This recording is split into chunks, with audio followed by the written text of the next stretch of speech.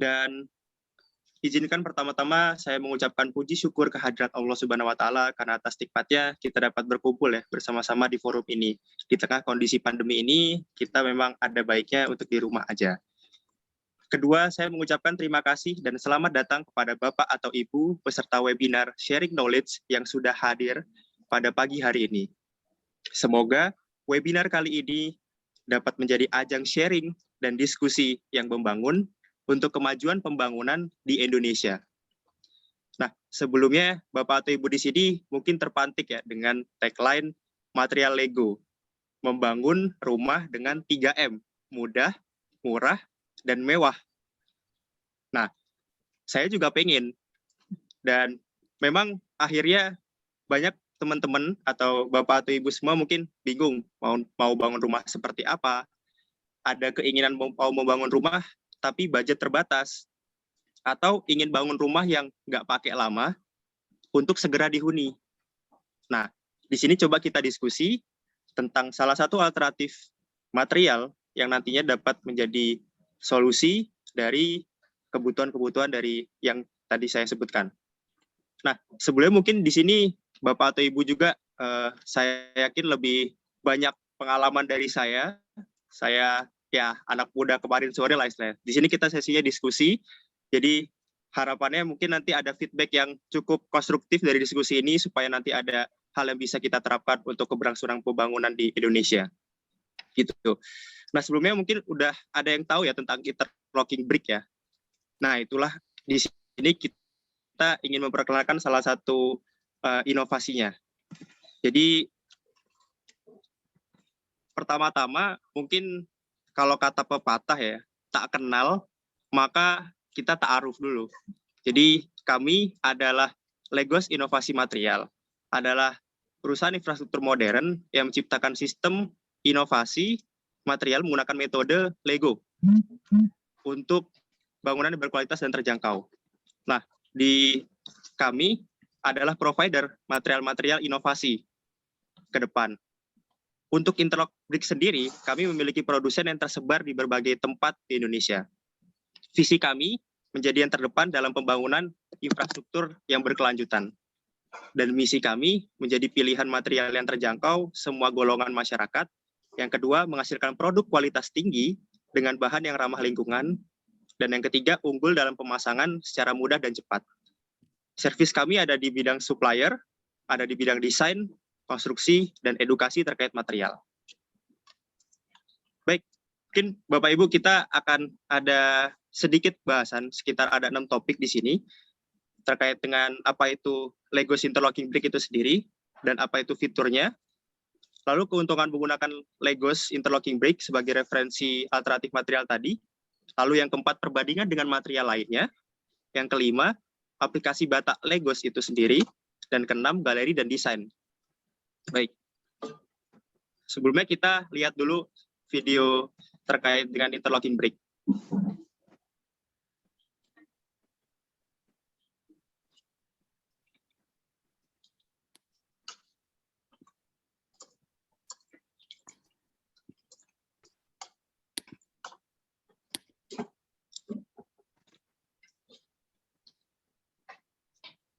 Ya, ini salah satu contoh pemasangannya.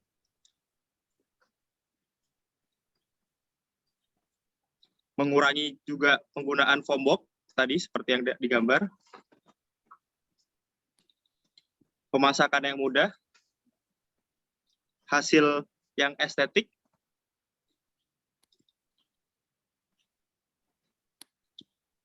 tidak menggunakan plester, mengurangi penggunaan besi, mengurangi penggunaan semen, dan yang lainnya.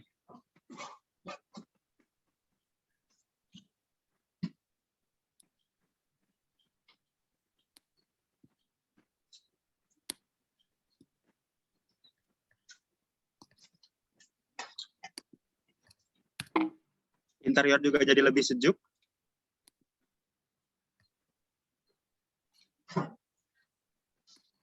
Sehingga akhirnya berdampak pada pengurangan biaya pendingin ruangan.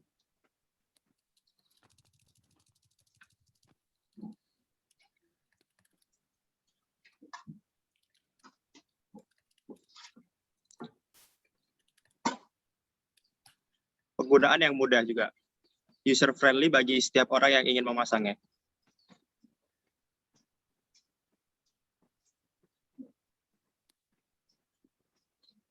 Ya, benar. Semudah kita bermain Lego. Oke, baik. Tadi sekilas tampilan dari apa itu interlocking brick itu sendiri ya. Nah, masuk mulai ke apa itu sih Legos interlocking brick. Legos interlocking brick ini salah satu jenis batu bata yang bertipe expose, yang menjadi salah satu bagian utama dari material bangunan, tepatnya penggunaannya di dinding. Dimensinya adalah 10 kali 25 kali 12,5. Sehingga untuk 1 meter square dinding membutuhkan sekitar 40 pieces batu bata. Batu bata ini tadi dari 3 bentuk. Pertama, bata utama digunakan sebagai struktur utama pada dinding. Yang kedua, bata setengah yang digunakan sebagai komplementer pada sudut atau tepi dinding. Yang ketiga, bata U yang digunakan sebagai bata tulangan struktural yang berisi besi nantinya dan digunakan kesambungan untuk atap dan saluran pipa air bersih pada konstruksi rumah. Nah, fitur-fiturnya, Legos interlocking brick itu lebih kuat, lebih cepat, lebih mudah, dan lebih mewah. Nah, mari kita simak satu-satu dari fitur-fitur yang ada dari Legos interlocking brick itu sendiri. Nah, ini salah satu contoh proses pembuatannya.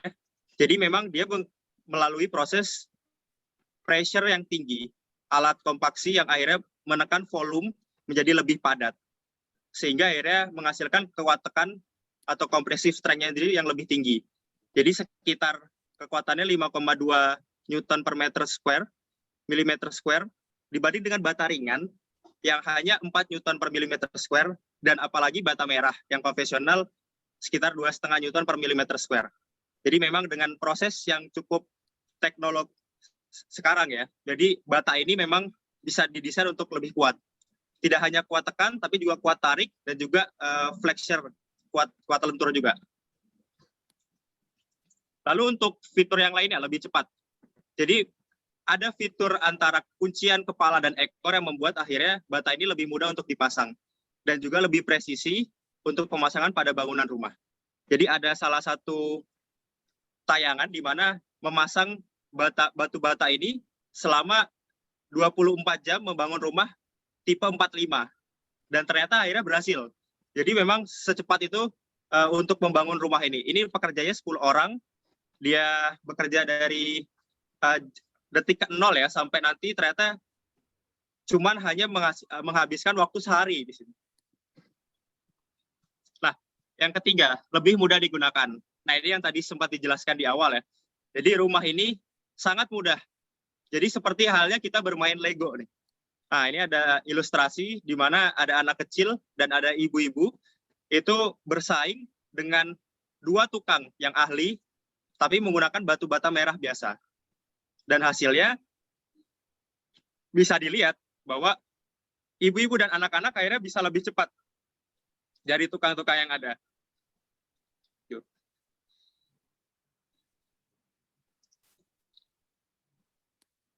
Ya.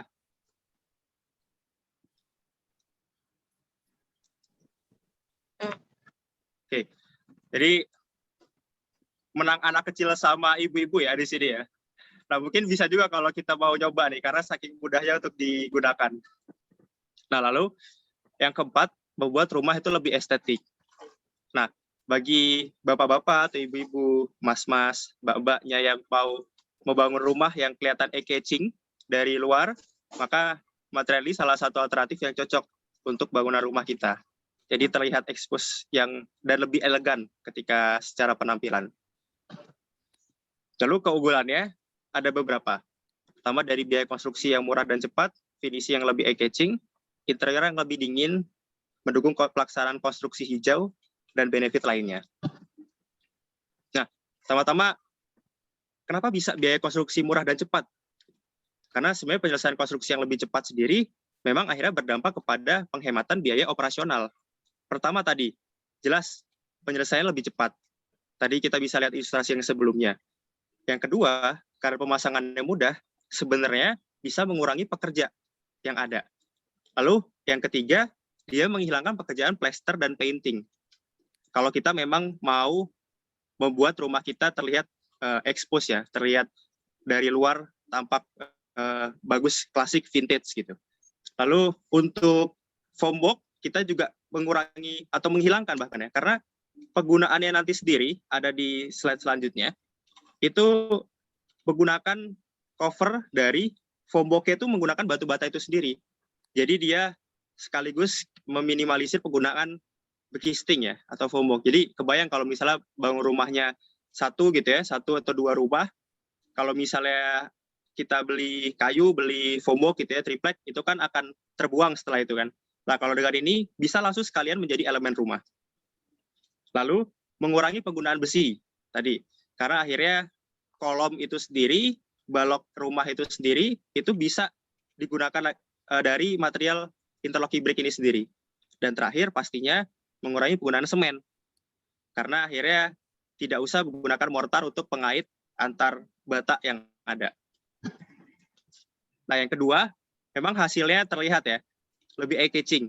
Jadi seperti kalau kita melihat rumah-rumah klasik gitu ya, atau biasa di tempat-tempat wisata bergaya modern ya, vintage gitu ya.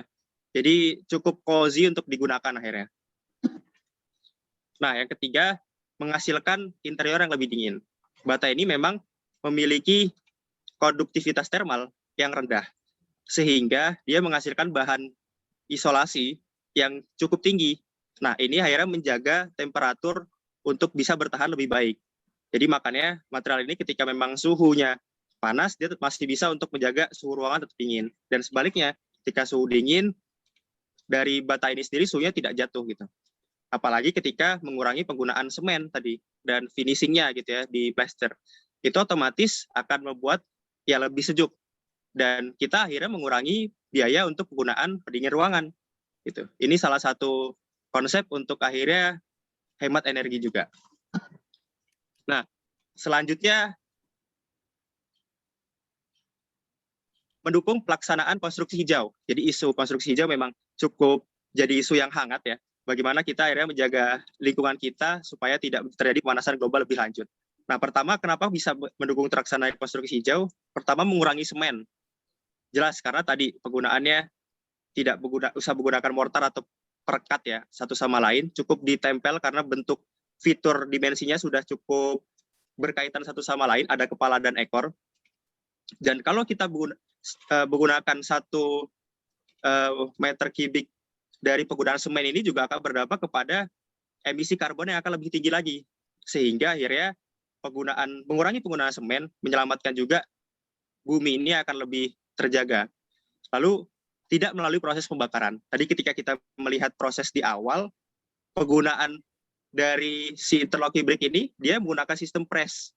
Jadi tidak ada proses pembakaran dalamnya. Dan itu juga menjadi untuk melindungi kita dari emisi karbon lagi. Lalu tidak ada lagi penggunaan bekisting atau kayu. Jadi kita tidak perlu lagi menebang pohon, kita tidak perlu lagi menjarah hutan-hutan, karena akhirnya kita bisa menggunakan material ini dan akhirnya udara kita akan tetap terjaga, tetap sejuk. Lalu mengurangi juga penggunaan arus listrik ya. Jadi memang akhirnya karena penggunaan material ini seperti tadi, dia udah sejuk, udah cukup bisa mendinginkan ya dari ruangan itu sendiri, sehingga kita tadi mengurangi penggunaan AC misalnya dan yang lainnya.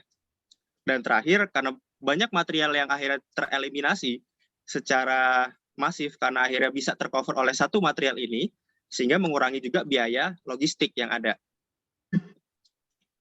Lalu benefit tambahannya, pertama ada fireproofing, dia tahan api, dia juga kedap suara, dia juga tahan peluru, ya karena dia masanya cukup padat dan kompak, dan dia juga mengurangi adanya serangga-serangga yang biasa ada di dinding-dinding kalau kita lihat tuh biasanya. Dan dia juga dalam jangka waktu yang lama, dia tahan terhadap jamur. Biasanya kalau rumah-rumah yang udah lama, yang modelnya diekspos, itu kan mulai ada jamur-jamur gitu kan. Nah kalau ini, dia bisa untuk bertahan dalam jangka waktu yang lama.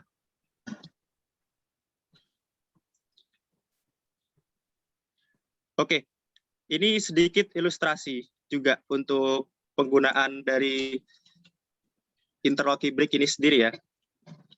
Jadi pembangunannya salah satu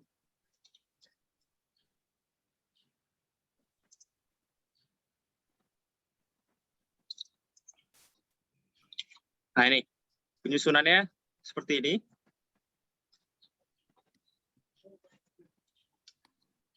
Hampir memang semudah bermain Lego. Jadi kita tidak perlu lagi menggunakan kayak tambahan-tambahan tenaga kerja yang ahli, karena sebenarnya kita sendiri bisa untuk melaksanakannya.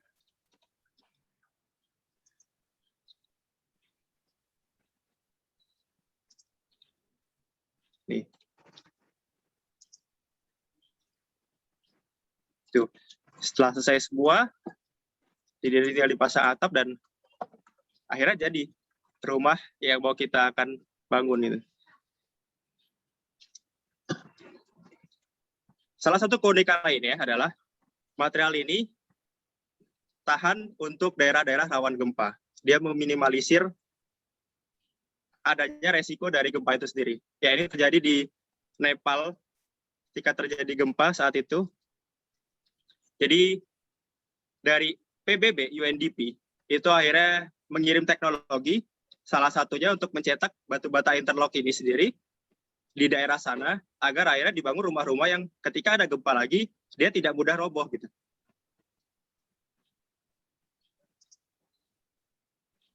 Nah, ini proses pembuatannya.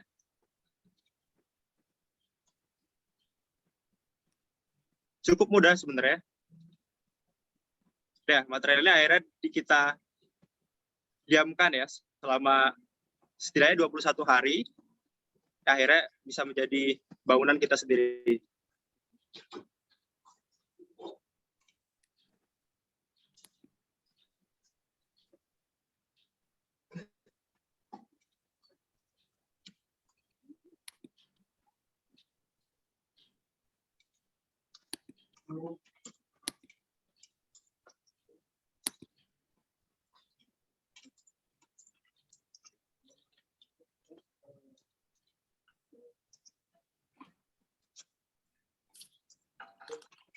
Ya, itu tadi salah satunya.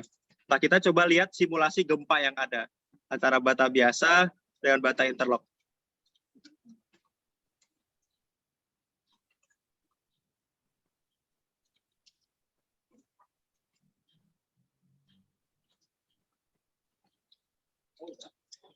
Menggunakan uji simulasi gempa, akhirnya yang satu hancur, namun yang satunya masih tetap bertahan. Jadi ini salah satu keunggulan dari interlock ini sendiri, dia resisten terhadap gempa yang ada. Cukup mengurangi resiko. Nah, bagaimana komparasi dengan material lain? Sedikit ada perbandingan dari segi kekuatan. Jadi tadi sudah disebutkan ya, memang akhirnya dengan bata merah konvensional biasa itu dia 2 kali lebih kokoh. Bagaimana secara waktu pemasangan? Jelas memang dia lebih cepat juga. Jadi secara waktu, kalau misalnya bicara pemasangan, untuk menggunakan batu bata ringan, kita butuhkan waktu 60 menit untuk per meter dindingnya. Untuk batu bata merah, kita menghabiskan sekitar 115 menit. Namun untuk menggunakan batu bata interlock ini, kita cukup menghabiskan waktu 20 menit. Sehingga total waktu yang dapat kita hemat adalah hingga 69%.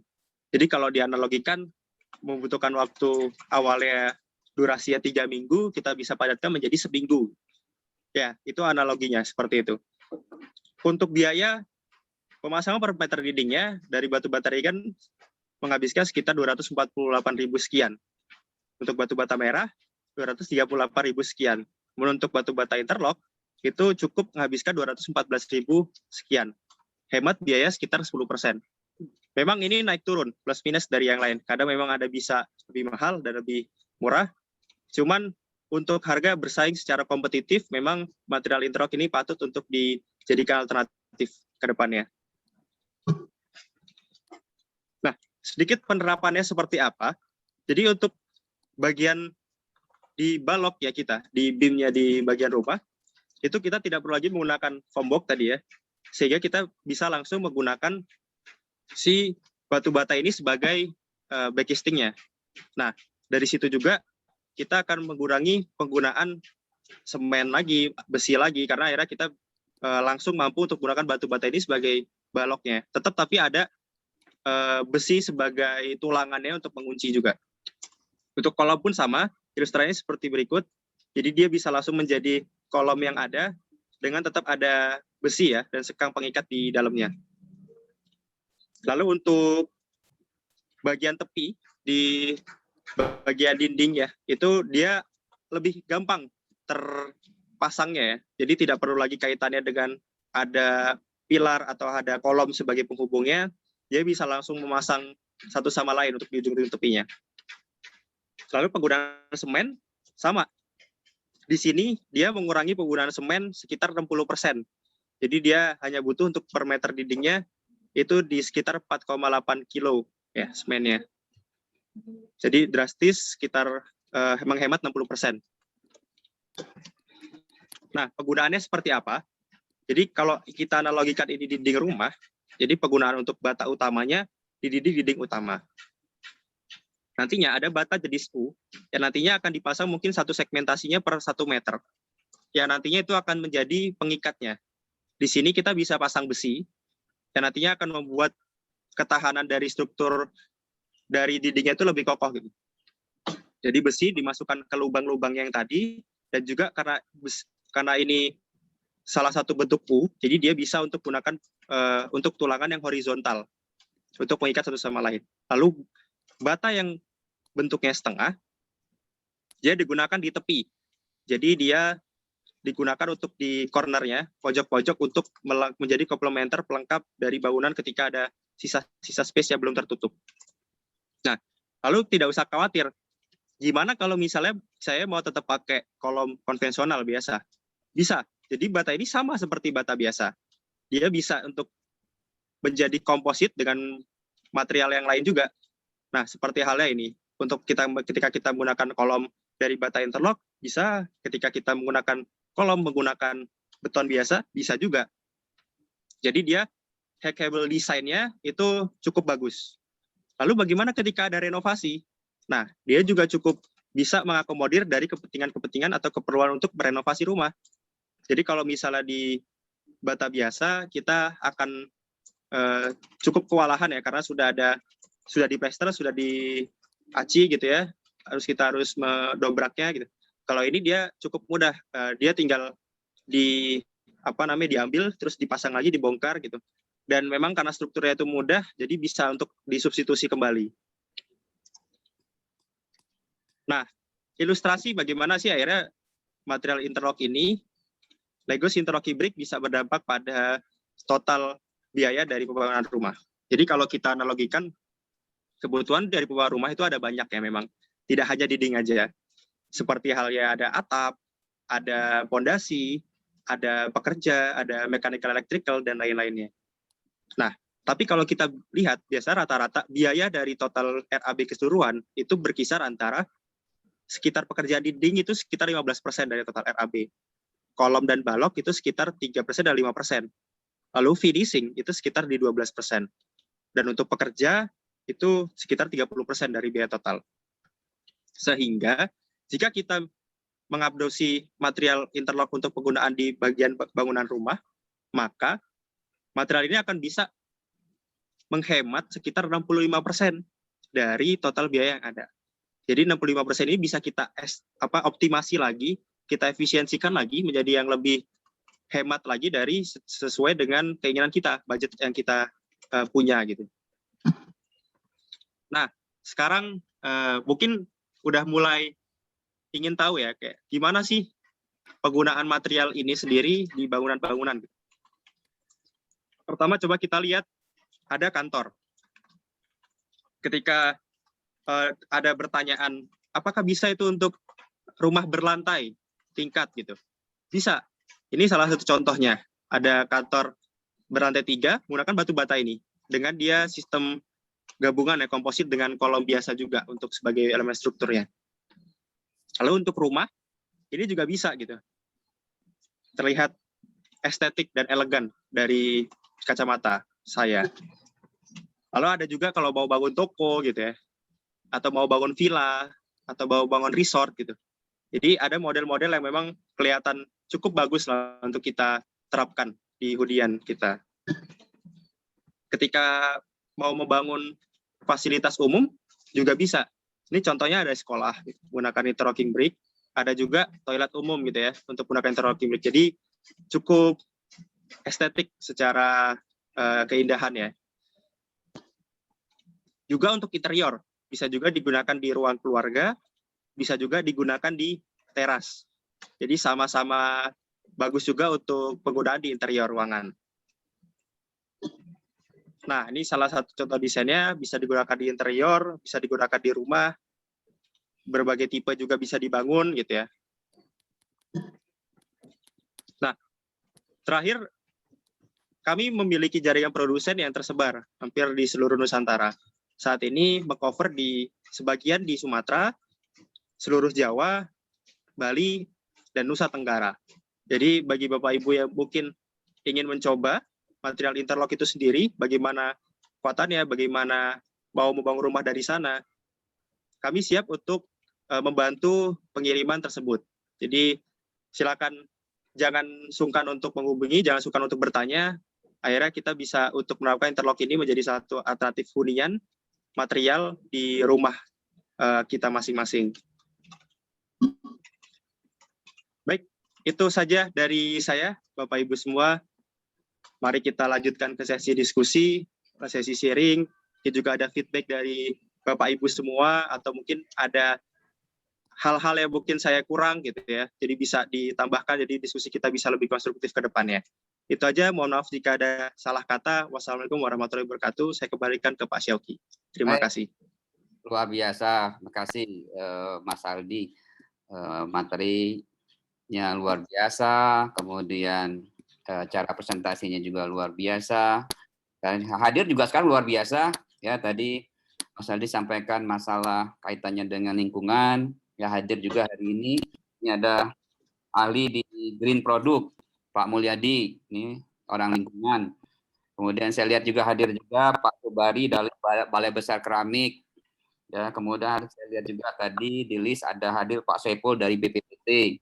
Ya, tentu ada lagi banyak bapak-bapak, ibu-ibu yang punya kompetensi, ya, berkepentingan untuk menjadikan produk ini menjadi produk yang massal digunakan di Indonesia.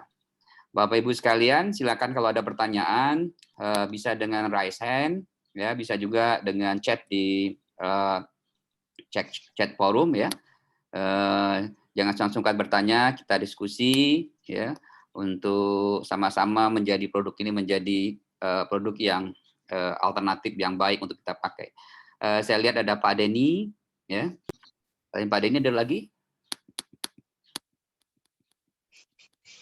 Oke, kita 3 penanya, Pak Denny, kemudian lanjut setelah Pak Denny ada Pak Yahya, kemudian Pak Nur Fajar ya. Nah, kita 3 dulu ya. Jangan lupa Pak Denny, Pak Yahya, Pak Nur Fajar sampaikan nama lengkap, kemudian dari institusi di mana, ya dari mana. Karena setahu saya ini sekalian kita sekalian mau silaturahmi nih. Ya, silaturahmi untuk kolaborasi antara akademisi, ya ada dosen di sini, ada arsitek, kemudian ada yang bangun rumah, ya. Mudah-mudahan ini kita bisa berkolaborasi. Silakan Pak, saya tahu juga ini ada dari Pontianak, ada dari Cilegon, kemudian yang di luar daerah mungkin ada dari tempat-tempat lain ya. Silakan Pak Denny dulu. Oke, assalamualaikum warahmatullahi wabarakatuh. Waalaikumsalam. Salam kenal, saya Denny Lesmana, saya dari Wika Arsitek. Oke. Nah, ini saya mau nanya langsung aja. Jadi tadi yang saya lihat itu kan barangnya bagus banget itu, cepat dan lain-lain. Nggak perlu plester dan lain-lain. Nah, yang mau saya tanyakan itu kan bentuknya Lego, jadi pasti ada ukuran di mana misalkannya yang kita butuhin tuh dia harus presisi. Bagian saya penasaran kalau misalkannya kan itu Legonya kebutuhan misalnya 3 meter, terus ternyata kita punya di lapangan tuh cuman 2,8 gitu. Ada yang kurang 20 cm gitu. Nah, itu Legonya mesti dipotong atau gimana ya? Jadi Baik. apakah dia benar-benar harus presisi atau kayak gimana gitu? Baik. Baik, Terus makasih. yang kedua, Ada lagi silakan Mas. Ya. ada dua sih.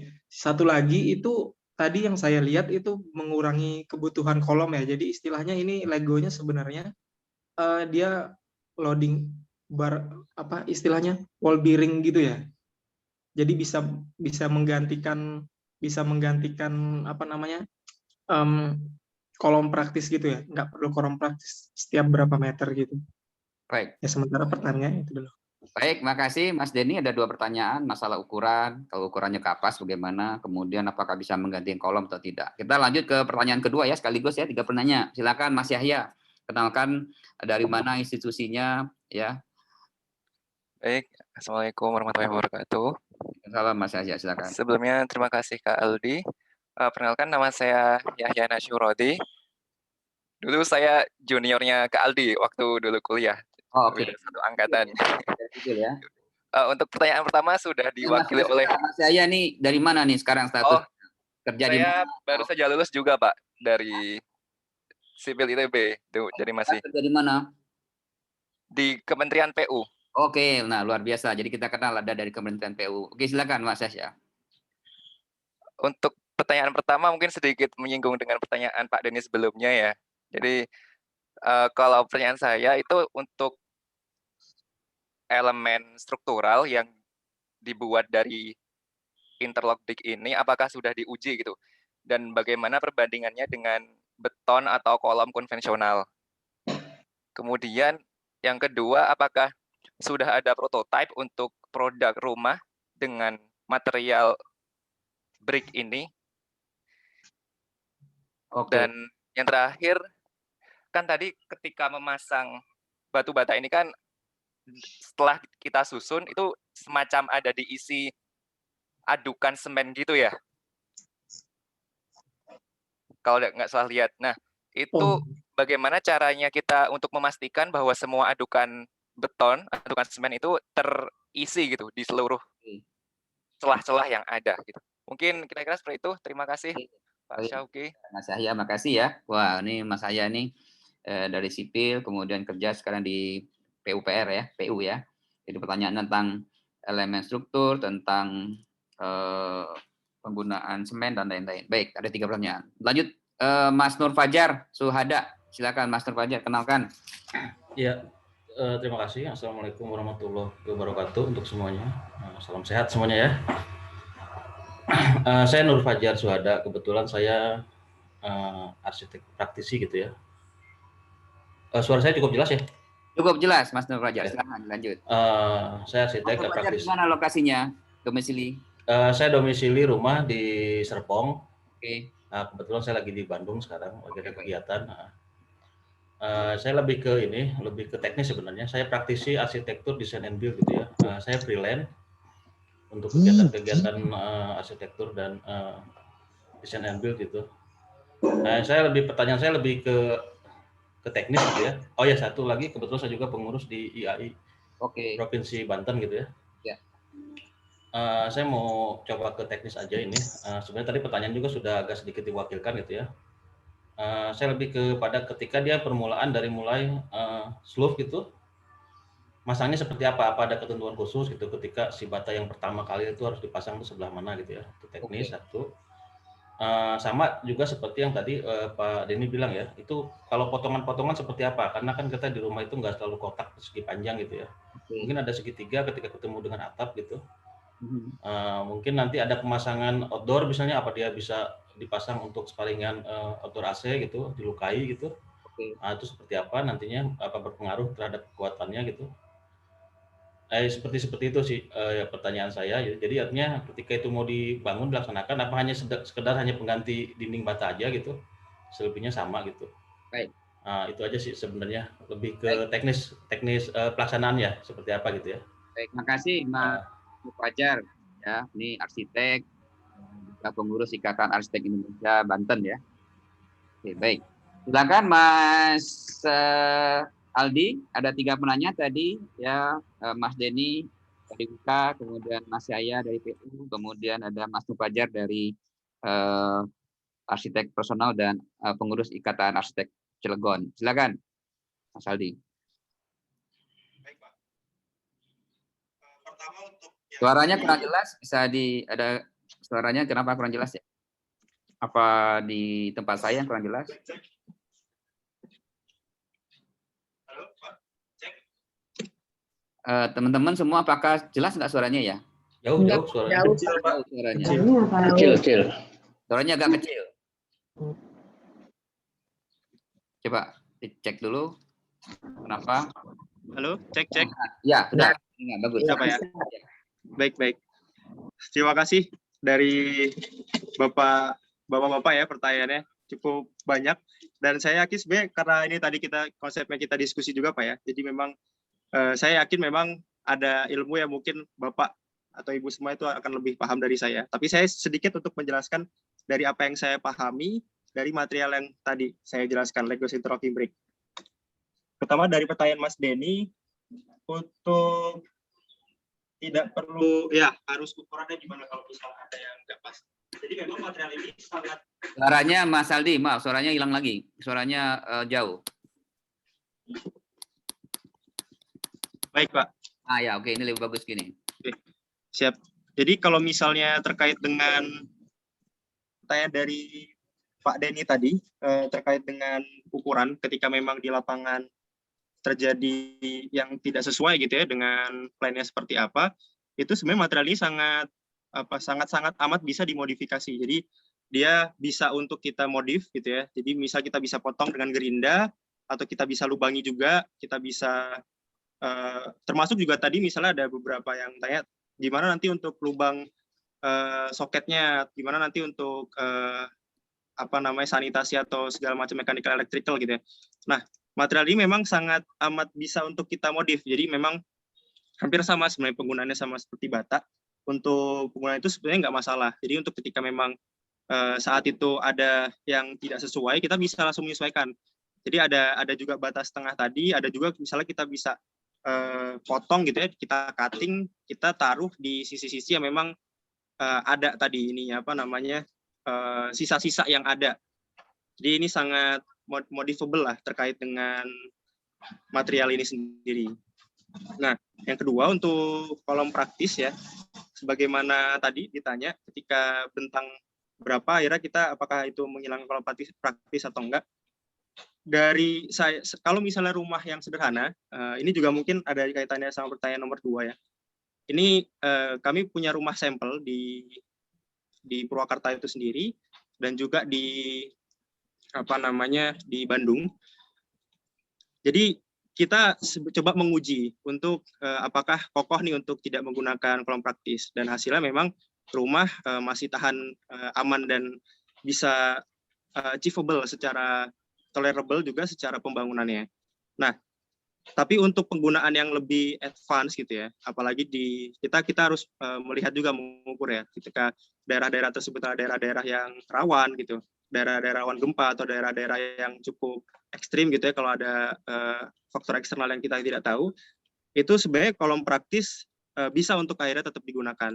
Jadi maksudnya bisa juga kita menggunakan kolom bentukan dari si material interlock tadi ya. Ketika tadi kita lihat bentukannya kolom tadi menggunakan material interlock, jadi itu salah satu substitusi sebenarnya.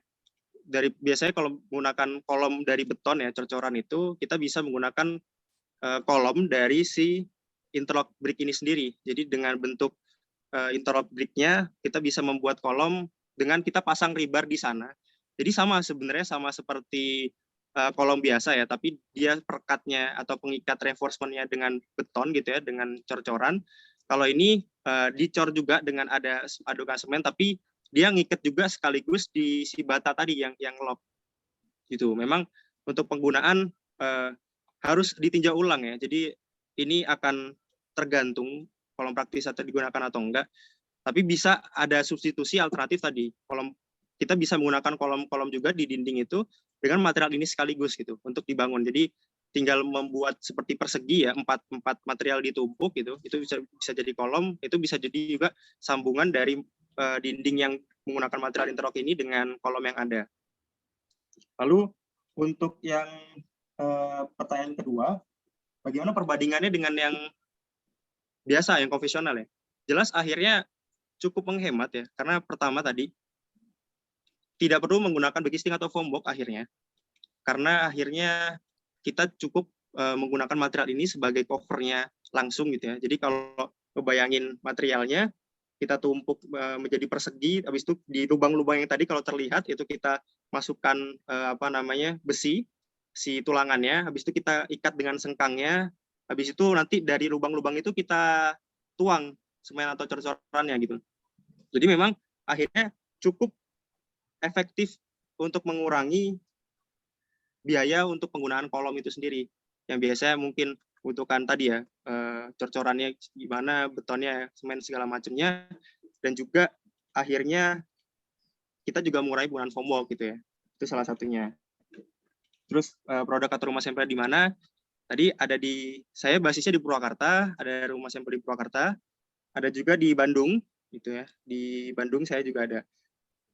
Lalu untuk ya tadi benar, kalau yang tadi itu memang adukan semen itu diisi di sana. Jadi memang itu sebagai pengikat ya, bonding agentnya. Jadi ketika material itu ada di sana, itu memang pengikatnya dari sana. Nah, untuk misalnya kalau di takar ya, sampai berapa jauh sih untuk menggunakan semen itu. Jadi ini sebenarnya kita bisa melihat ya. Jadi kalau misalnya dituang, dia akan mulai mengisi sampai akhirnya bagian atas. Nah, akhirnya kita bisa menakar di situ. Oh, ini kayak udah full nih, udah, intinya jangan sampai taraf tumpah aja. Itu udah cukup sebenarnya. Jadi per 1 meter tadi misalnya kita bikin segmentasi 1 meter, kita bikin pakai profil bata yang U. Setelah itu kita kasih besi yang horizontal gitu ya. Nah, itu nanti dari situ kita mulai untuk sambungkan ke bawah gitu ya, besi horizontal dan vertikal gitu ya. Untuk kita tuangkan tadi, adukan semen. Nah, itu sampai mana tarafnya, akhirnya itu sampai di titik ini. Ketika udah mau penuh, itu udah kita cukupkan, itu udah cukup gitu. Jadi cukup untuk mengikat dari elemen yang paling bawah sampai ke atas. Gitu. Nah, lalu untuk pertanyaan ketiga, dari Pak Nur Fajar ya. Ya. Untuk ininya seperti apa? Kalau yang ini memang dibolongin dan itu bisa sekali Pak dibolonginnya, memang jadi modifikasinya bisa sangat kita ini ya sesuai dengan kebutuhan seperti apa. Dan juga untuk kekuatannya seperti apa? Memang kekuatannya akan linear sih, ketika memang kita menggunakannya sedikit ya kita akan dapat segitu, tapi memang nanti kekuatannya akan ada di sistem. Jadi sistem interlocking ini dia akan mengaitkan dinding. Kenapa akhirnya dia lebih kuat? Karena akhirnya tadi dia ada bonding agent-nya. Ketika kita bikin dinding, ada masukkan adukan semen tadi, dan juga ada besi yang kita masukin ke beberapa lubang. Nggak usah semua, kita kasih jarak aja. Nah, itu yang bikin dinding itu sebenarnya kokoh. Jadi untuk sebenarnya modifikasi bahannya itu sangat bisa untuk dilakukan. Dan untuk kekuatannya sebenarnya dia sama linear sih seperti material lainnya. Ketika memang kita kurangi, memang dia akan berkurang juga. Cuman kekuatannya tidak mempengaruhi dengan sistem yang ada, karena sistem itu yang membuat dinding ini jadi lebih kokoh kekuatannya. Baik. Jadi Mas Aldi, kalaupun tadi yang pertanyaan Mas Nur Fajar ya, kalau bentuk segitiga bisa ya? Ya, untuk ini Pak ya, untuk bentuk segitiga ya, untuk maksudnya ada yang mau dibolongin tapi bentuknya segitiga gitu. Ya, untuk ini sangat modifiable sih Pak. Jadi memang kalau memang ada bentuk seperti itu bisa dilakukan. Cuman memang sistem yang ada kan ini ya, ada interlockingnya itu yang sebenarnya itu salah satu yang bikin ini bisa terkait gitu ya. Nah, tapi kalau emang percetakannya itu memang belum ada, belum dikembangkan lebih lanjut lah. Jadi kalau misalnya mau modif aja untuk yang ada beberapa segmentasi itu bisa, tapi untuk yang cetakan dari awal gitu ya, apakah ada produksi segitiga segala macam, itu kebetulan belum ada juga untuk produsen yang mencetak segitiga yang ada. Kalau untuk ini Mas Aldi, tadi pertanyaan Pak ini juga Pak Nur Fajar, kalau untuk naruh AC gimana? Kan kalau semen biasa kan dibolongin tuh tempat taruh AC. Kalau yang ini ada kendala nggak? Enggak Pak. Nah, jadi memang ilustrasi pemasangannya itu, jadi kita bisa membolongi, atau sebelumnya kita bisa untuk membuat ada space yang nantinya bisa kita pasang beberapa elemen-elemen fitur-fitur di rumah. Jadi memang ini nggak terlalu menjadi kendala. Kita tinggal mengambil space yang ada. Kita juga bisa membolongi terlebih dahulu sebelum dipasang misalnya. Kalau misalnya kabel atau apa segala macam itu bisa untuk awalnya dibolongin dari awal gitu ya. Kita space.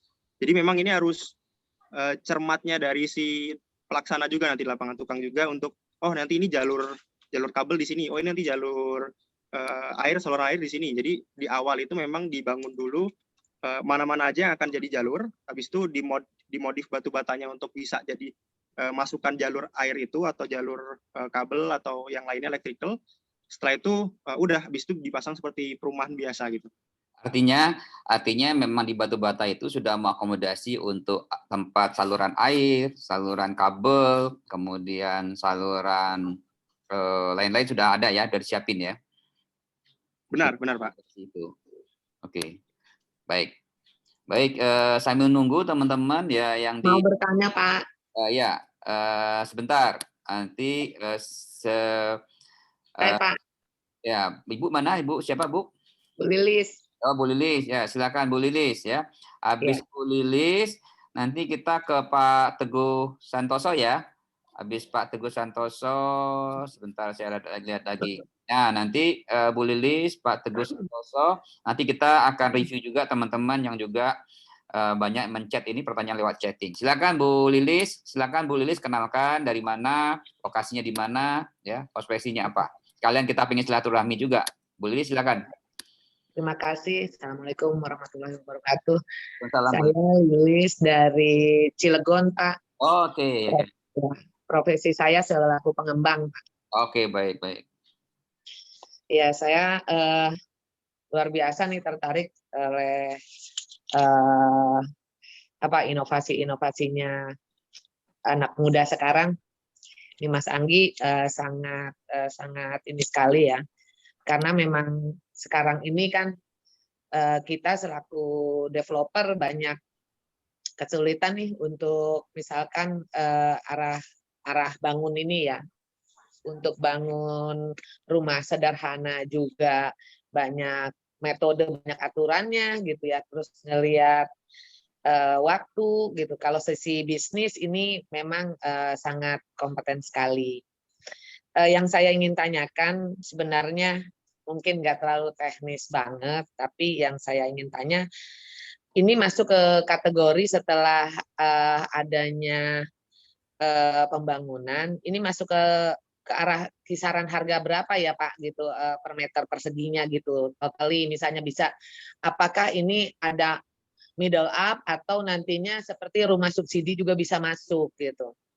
Itu kemudian tadi kan ilustrasi banyaknya misalnya gentengnya itu ringan gitu. Apakah bisa pakai genteng beton seperti itu? Kemudian tenaga kerjanya ini Pak. Nah, yang kesulitan itu nanti barang yang ada tapi tenaga kerja karena belum terbiasa. Apakah itu nanti dilakukannya paket secara dari pembelian bata dan tenaga kerjanya, atau memang nanti ada pelatihan untuk tenaga kerjanya. Seperti itu Mas Angga. Jadi saya pengen tahu budgeting untuk misalnya yang sudah dicontohkan sampai berapa kena per meter perseginya. Itu aja. Jadi seperti itu Pak, terima kasih. Baik, makasih Bu Lilis. Selanjutnya silakan Mas Teguh Santoso. Ya, Assalamualaikum warahmatullahi wabarakatuh, Mas Aldi, Kang Sauki, terima kasih banyak. Saya, mohon maaf kalau pertanyaan saya lucu nih, karena saya dari teknik perminyakan nih. Enggak apa-apa. Saya juga punya. Iya, kadang-kadang saya bikin rumah satu-satu. Ada pertanyaan stupid yang mungkin saya ingin sampaikan. Mas Aldi, kalau kira-kira animo pembeli masyarakat umum nih kan biasanya kan bangunannya kan konvensional dicat segala macam pakai tembok ya. Kalau melihat kira-kira bentuk bangunannya seperti yang tadi artistik seperti itu, kira-kira animonya bagaimana ya? Nah, kira-kira seperti itu. Mungkin ada studi atau pernah mungkin dari pandangan arsitek atau teknik sipil yang lebih canggih kira-kira bisa memberikan advice gitu. Ya. Boleh 2 pertanyaan, Kang Sauki ya? Silakan Bangga, Mas Teguh. Oke ya. Kemudian tadi melanjutkan tadi mengenai soket dan lubang-lubang ya, itu kalau talang air itu kan bisa 3 inci dari atas, sedangkan ini tadi saya lihat lebarnya hanya 15 inci. Itu gimana caranya ya? Oke, Nah, talang air ya. kemudian kalau ini apa namanya? Itu kan tadi kita interlocking, kemudian dekat pintu ada yang bata potongan. Nah, itu kalau nanti masang kusen itu kira-kira gimana ya? Soalnya kalau misalnya kita sudah artistiknya bagus banget gitu dengan kelihatannya warnanya warna vintage gitu ya. Kemudian kita berikan kusen dan kusennya itu apakah nanti dicor atau gimana sehingga nanti warnanya jadi lain, itu merusak suasana kira-kira seperti itu. Oke, terima kasih banyak ke Mas Aldi dan Kang Sauki. Terima kasih, Ya, Mas. terima kasih Mas Teguh Santoso. Nah, ya, ternyata Mas Teguh ini calon ini nih kandidat nih yang berminat karena banyak bangun rumah, punya banyak rumah nih beliau nih. Ya. Amin, amin. Baik, kita 2 penanya dulu ya. Dari Bu Lilis tadi masalah harga per meter, kemudian masalah gentengnya, genteng apa yang boleh dipakai, apakah boleh yang berat-berat, kemudian tenaga kerjanya apakah gimana, kan belum biasa nih di Cilegon kan belum banyak, apakah nanti tenaga kerjanya dari Mas Aldi atau dilatih atau satu paket atau bagaimana? Ya itu dari Bu Lilis, kemudian dari Mas Teguh. Ini sudah banyak nggak yang berminat gitu loh? Ya karena kan masih baru nih. Terus masalah talang air, kemudian juga masalah pemasangan kusen bagaimana? Silakan Mas Aldi. Baik, terima kasih Pak Teguh, Bu Lilis ya. Mungkin saya izin menjawab ya Pak ya. Dan untuk dari Bu Lilis, pertama setelah ada kira-kira pembangunan yang ada ya seperti apa. Nah untuk kategori bisa 2 tipe. Jadi memang untuk yang menengah ke atas, tipe-tipe desain seperti itu bisa. Menengah ke bawah pun bisa. Di rumah-rumah subsidi juga bisa. Jadi banyak sekali digunakan di area-area yang memang pengembang, satu produsen kami di Surabaya juga mengembangkan untuk perumahan subsidi di sana.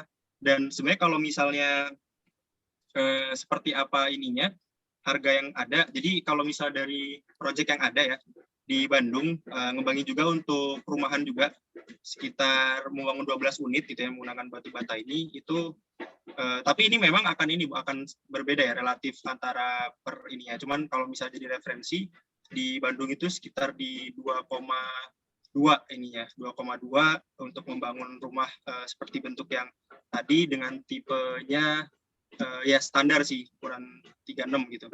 Jadi memang ini apa namanya? Memang cukup relatif tapi bisa dibilang kompetitif juga karena selain memang kalau kita tidak hanya berbicara harga, kita juga berbicara yang lain gitu. Berbicara misalnya kualitas secara kekuatan, bicara secara waktu, bicara secara yang lain-lain gitu. Nah, lalu untuk misalnya ada berat gitu ya, genteng dan segala macamnya. Jadi misalnya kalau di sini ya, kalau karena bata ini sendiri itu uniknya adalah dia memang tidak hanya sebagai elemen arsitektural, tapi dia menjadi elemen struktural juga karena memang dimodif untuk tadi dia bisa saling mengunci satu sama lain sehingga kekuatannya cukup bagus gitu. Nah, kuat tekannya tadi kan juga 2 kali lipat ya dari bata biasa istilahnya. Dan itu otomatis ketika kuatannya lebih besar, itu dia juga mampu menahan material-material yang lebih berat di atasnya. Jadi ini hampir sama seperti batu bata biasa. Memang tidak ada perbedaan kalau ketika mau masang genteng atau masang bahkan di 2 lantai itu sendiri ya, itu bisa untuk tetap diampu oleh material yang ada gitu, material batu bata interlock yang ada. Jadi tidak usah khawatir ini untuk ini ya. Nah untuk pelatihan seperti apa? Ada. Jadi dan sebenarnya pun saya ada beberapa nantilah ada beberapa video tutorial pemasangan juga yang sebenarnya bisa untuk dipelajari secara cepat sih. Saya coba mempraktekkan di sini, cuman ya tadi ada rumah sampel itu dibangun dengan cuma 2 orang gitu. 2 orang yang awalnya satu pekerja di pabrik gitu ya. Jadi memang bukan yang asli tukang gitu. Jadi dia diperbantukan gitu. Satu, dia sebagai tukang dan ya bisa belajar dari diajarin terkait dengan ini, masangnya seperti ini, dilihat videonya tuh. Dan memang modalnya di sini untuk secara kelurusannya nih. Memang pintar-pintar untuk ya menggunakan waterpass untuk dimana kelurusannya bisa bagus gitu kan.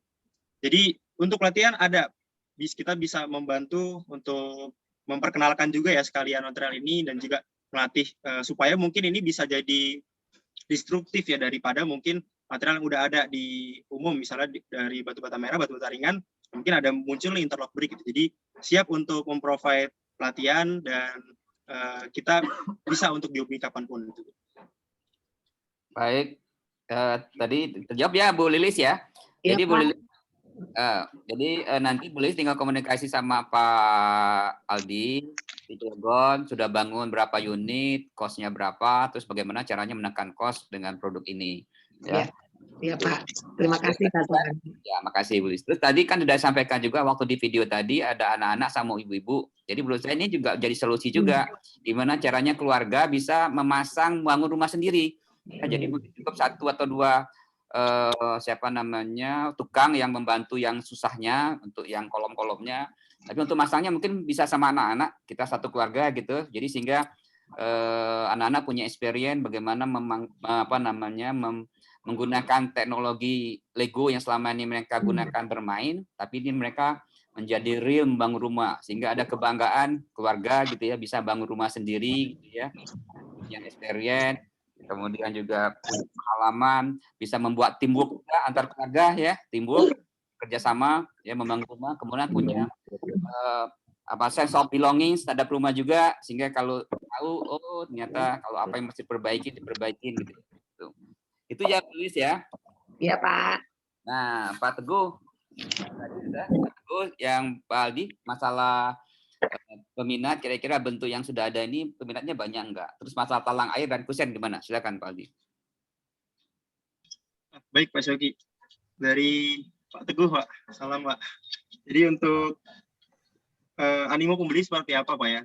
Nah, memang biasanya ini Pak, untuk terutama mungkin orang-orang akan hal-hal yang baru itu kalau masuk di istilahnya di kita gitu ya, di Indonesia itu seringkali kayak masih banyak yang kayak asing nih, kayak banyak yang kayak nggak bisa ini nih, jadi kurang terbuka gitu terkait ini ya. Jadi memang kayak banyak sekali pertanyaan yang masuk ke saya itu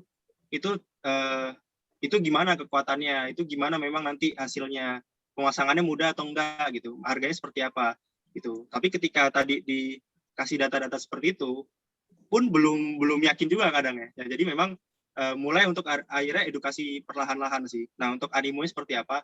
Saya merefer ke ini ya, di negara lain, misalnya di India dan Nepal memang itu udah cukup ramai ya, karena memang juga di sana daerah rawan dan juga memang ya sumber daya melimpah sebenarnya, dari tanah dan segala macamnya. Di Malaysia, itu negara kita, tetangga kita terdekat, itu udah mulai, dan desain-desainnya itu nggak hanya yang cuman istilahnya yang tadi ya, kayak model yang bangunan-bangunan tua gitu, kastil atau segala macam. Dia bisa untuk bangunan-bangunan seperti biasa gitu.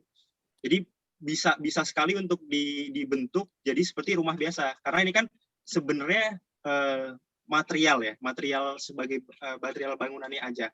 Kalau desain segala macam itu bisa disesuaikan, amat sangat bisa untuk dipadu-padankan dengan keinginan dari para konsumen atau para orang yang membutuhkan untuk membangun rumah itu sendiri gitu. Jadi memang untuk animo sekarang memang belum banyak Pak. Kalau saya lihat belum banyak, apalagi kalau misalnya ini ya, biasanya arus informasi atau arus ininya, pergerakannya biasanya mulai dari Jawa dulu gitu ya, yang rame, nanti mulai mengular ke Sumatera, Kalimantan, Sulawesi dan lain-lain. Nah, ini di Jawa ini masih belum banyak juga sebenarnya. Jadi masih sedikit yang mau menerapkan rumah untuk menggunakan bahan baku interlock ini, tapi udah mulai cukup banyak yang orang yang berpikir untuk mungkin ini menjadi salah satu solusi alternatif material hunian masa depan, karena akhirnya kita bisa bahkan memasang rumah tadi ya, kalau kata Pak Shoki, kita bisa masang sendiri bareng-bareng sama keluarga gitu ya. Jadi bisa melihat kayak gini nih, tanpa takut kotor, tanpa takut ini, karena kan tinggal dipasang gitu ya. Nah, itu tuh belum ramai, tapi saya prediksi ke depan memang akan ada potensi yang besar gitu. Lalu untuk pemasangan Pak ya, pemasangan talang air dan segala macam. Jadi memang ya. Talang ya, air kusen. Ya, talang air dan kusen. Memang ini sebenarnya pembangunan ya. Ini memang seperti halnya rumah seperti pada biasanya. Jadi apalagi untuk yang ini ya, ketika misalnya kusen kita pasang untuk ada celah gitu ya, tidak hanya di dinding aja. Seperti video tadi, jadi sebenarnya kalau secara pengaplikasiannya kita ada tahanannya untuk memang mungkin kayu gitu antarinnya untuk memasang istilahnya baloknya dari keseluruhan. Nah setelah itu setelah dipasang baru akhirnya dilepas penyangganya, dipasang kusennya gitu. Nah untuk yang talang air pun sama sebenarnya, untuk modifikasi ini nggak terlalu repot untuk akhirnya pemasangan elemen-elemen tadi di bagian rumah. Hampir sama seperti halnya yang tadi, misalnya untuk space-nya atau batu-bata segala macam itu bisa untuk dimodif. Jadi pemasangannya kalau dari saya sendiri itu tidak jauh beda dengan material biasa sebenarnya. Jadi untuk pemasangan kusen, talang air, soket, listrik atau jalur air segala macamnya ya itu sama Pak, bisa untuk diterapkan sebenarnya dari material ini. Baik, makasih Mas Aldi ya, luar biasa nih pertanyaannya. Kemudian tadi sebenarnya kalau saya lihat dari contoh-contoh yang sudah saya tahu gitu, malah khusus ada tempat kolomnya ya, kolomnya untuk untuk air, kemudian untuk kabel, kemudian untuk macam-macam, sehingga lebih tidak seperti bata biasa kan. Kalau bata ringan kan harus dimasukin dulu kayak tempatnya dulu gitu ya, dibuat dulu gitu. Kalau ini sudah disiapkan.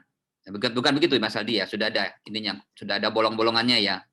Iya, benar Pak. Untuk pemasangan talang pun sebenarnya ya bisa sekali untuk dikaitkan. Jadi di atapnya itu bisa memang istilahnya disambung lah dengan ini. Jadi memang nggak terlalu berbeda jauh sih dengan pemasangan rumah biasa.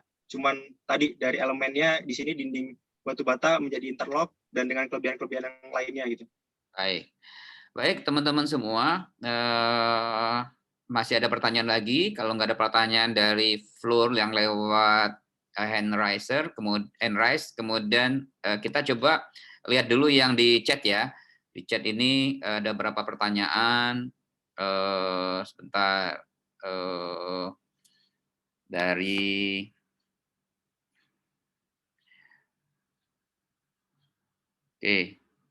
tadi ada pertanyaan dari Mas Hilman ya, harusnya sudah dijawab nih. Bata Lego ini jadi tidak perlu mortar ya, nggak perlu plester ya. Kemudian tadi juga penjelasan untuk Pak Dodi ya, untuk dinding yang panjang. Mas Aldi, ini panjangnya antar dinding berapa ya kolomnya ya, yang besinya itu ya, setiap berapa meter ya? Untuk bentang 3 meter bisa Pak, 3 meter sampai 5 meter sih kalau di project rumah sampel di sana. Tadi setiap 5 meter kita kasih kolom dari interlock juga ininya. Ya. Kemudian ini ada pertanyaan juga dari Pak Markus Andika, untuk bahan baku interlocking brick ini apakah ada komponen khusus di dalamnya? Baik, untuk komponen khusus sebenarnya nggak ada. Jadi memang campuran ya antara beberapa elemen dari semen, pasir, terus tanah ya, non organik gitu. Di situ dicampur dipadu-padankan, dicetak dengan mesin press gitu. Jadi menghasilkan batu bata, dan dia untuk mencapai kekuatan maksimumnya memang menunggu waktu reinforcement-nya. Mungkin selama 21 hari didiamkan, jadi dia udah mencapai kekuatan maksimumnya sendiri. Jadi memang nggak ada komponen khusus sih, campuran gitu belum ada. Baik. Ini ada pertanyaan juga dari Pak Irfan Jamaan, ya ini sudah dijawab ya. Kalau mau renovasi nggak ada masalah ya, tinggal dibobok saja. Kemudian ini ada pertanyaan dari Pak Markus, kalau yang tadi di tes itu diuji gempa berapa magnitude ya? Ada nggak datanya? Kalau tadi itu memang gempa yang ini Pak, skala ringan ya, memang di bawah sekitar di angka di bawah 5 skala Richter sebenarnya. Tapi memang tadi dengan konsep sway-nya bangunan, dia bisa bertahan. Cuman memang kalau misalnya yang mau saya ceritakan mungkin untuk secara gempa sendiri. Jadi bangunan itu memang untuk tahan gempa ketika memang gempa besar ada, itu terkadang memang sulit untuk memang sampai benar-benar kokoh gitu ya, sampai benar-benar dia bisa bertahan dan utuh gitu ketika ada gempa yang besar terjadi. Hanya saja dengan adanya interlock brick ini, dia cukup memberikan waktu akhirnya dari guncangan yang ada untuk akhirnya penghuni-penghuni di dalam itu bisa keluar dan menyelamatkan diri. Jadi enggak yang langsung runtuh dan roboh. Kalau misalnya kita ngeliat yang biasa, itu waktu untuk akhirnya dia evakuasi itu sebentar. Tapi untuk ini, dia cukup lama kalau misalnya ada gempa yang besar pun. Gitu. Nah, tapi untuk gempa-gempa yang skala yang kecil gitu ya, yang bukan di pusat gempanya istilahnya, masih terasa sampai di titik itu, dia harusnya bisa bertahan. Insya Allah secara ini diuji pun tadi, dia masih kuat untuk akhirnya digunakan di daerah-daerah yang rawan gempa. Oke. Jadi Mas Aldi, ini kan tadi ada beberapa orang yang terlambat masuk, jadi tidak bisa ngikutin dari awal. Nanti bisa dikasihkan materinya ya di grup ya, supaya teman-teman yang terlambat bisa ngikutin dari materi dari awal. Kemudian ada pertanyaan dari Mbak Dia Lestari, workshopnya di mana? Sudah dijawab tadi, ada di Bandung, ada di mana-mana ya, ada di sudah ada di petanya tadi ya. Mas Aldi ya sudah ada petanya. Nah, ini pertanyaan berikutnya ini dari Mas Teguh Santoso tadi ya, yang spesifik nih. Ini untuk rumah ukuran berapa yang efektif ya sehingga lebih kompetitif? Ada nggak minimum rumah ukurannya? Ya sehingga dia lebih kompetitif dibandingkan dengan menggunakan bangunan bata ringan dan batu bata, kira-kira seperti itu. Ada nggak? Untuk spesifikasi sebenarnya kalau semakin besar gitu Pak ya, semakin hemat karena akhirnya dia tadi kalau misalnya yang lain gitu pasti menggunakan semen semakin banyak gitu ya. Kalau ini kan dia akan semakin sedikit gitu. Jadi kalau misalnya bermain rasio tadi, penggunaan semen untuk 1 meter dindingnya itu dia bisa mengurangi 60% gitu. Nah, jadi kalau semakin besar memang semakin semakin kompetitif gitu. Cuman memang untuk standar ideal yang bagus itu bahkan untuk sekitar ukuran di tipe 60 pun itu udah cukup bagus, cukup kompetitif gitu. Memang untuk yang rumah-rumah yang kecil, subsidi segala macam memang harus ada optimasi lain, memang terkait desain dan terkait efisiensi material-material pendukung yang lain gitu. Baik, ini dari Mas Indra Jaya ya, ini sudah dijawab tadi ya. Bagaimana dengan cara pelubangan sudah dijawab. Nah, ini Mbak Epita lagi mau bangun rumah lagi nih di Jati Bening. Mau bangun rumah tambahan atau bagaimana nih Mbak Epita? Ya, nih kalau di Jati Bening Bekasi berapa kos parameter perseginya? Nah tadi sudah dijawab ya, Pak Enu ya, case by case ya, case by case gitu ya, biayanya. Kemudian ada lagi ini Pak Rias Erpawas, bahan bangunan jelas sangat sederhana praktis, namun apakah tidak ada kekurangan? Nah ini ngomong banyak nih Mas Aldi ngomong kelebihan semua. Emang nggak ada kekurangannya nih material ini? Ada nggak kekurangannya? Ada kekurangan disembunyikan. Silakan. Ya, untuk kekurangan pasti Pak ya. Tidak ada yang namanya sempurna lah dari sebuah unsur yang apalagi ciptaan manusia sendiri. Nah, jadi untuk yang kekurangan, pertama memang dia ini bagi yang kan dia bersaing karena tadi ya dia expose ya. Jadi bagi yang memang kurang suka itu memang dia terlihat kayaknya kok jadi expose lah beda gitu, nggak yang pakai finishing, tapi bisa untuk akhirnya menggunakan finishing juga, jadi tidak usah yang ragu kalau misalnya mau pakai finishing, tapi memang akhirnya harga memang akhirnya sama seperti yang lain ya istilahnya, karena awalnya kan ini optimasinya di sektor di sektor finishing tadi, kita nggak usah menggunakan, jadi cukup rumah itu udah jadilah, udah bagus kelihatannya. Terus untuk ini cuaca ekstrim ya, karena kan tidak di plaster akhirnya. Nah ini memang harus ada treatment khusus di coating atau di painting ya gitu ya, untuk akhirnya ketika ada cuaca ekstrim, hujan tinggi segala macamnya, memang perlu untuk penambahan khusus lah. Memang ini sendiri saya sarankan sih memang nantinya ada ya tambahan coating atau segala macamnya, tapi itu nggak terlalu mahal sebenarnya ininya. Lalu mungkin ini juga ya, tadi ada juga terkait dengan serangga gitu ya. Serangga sebenarnya dia nggak, kalau misalnya di dalam dinding itu dia sebenarnya mencegah untuk serangga ada di situ ya. Cuman mungkin memang kalau tadi sih saran saya memang coating tadi itu biar tahan juga, tidak hanya hal-hal yang nggak hanya hewan gitu, tapi juga cuaca atau mungkin faktor-faktor dari luar yang mungkin akan masuk gitu. Sama mungkin itu tadi terakhir dari Pak Teguh sempat tanya tadi terkait ini memang kurang populer, belum populer. Jadi makanya saat ini kami dan rekan-rekan memang sedang merintis, dan sama produsen-produsen lokal juga kita coba mengembangkan bahwa ada loh inovasi material yang memang seperti ini dan sifatnya menjadi kompetitif gitu dengan yang lain. Seperti itu mungkin Pak Syaki. Baik, ini ada pertanyaan dari Mbak Sofi ya tentang Sofi bertanya tentang ada 2 pertanyaan nih ya.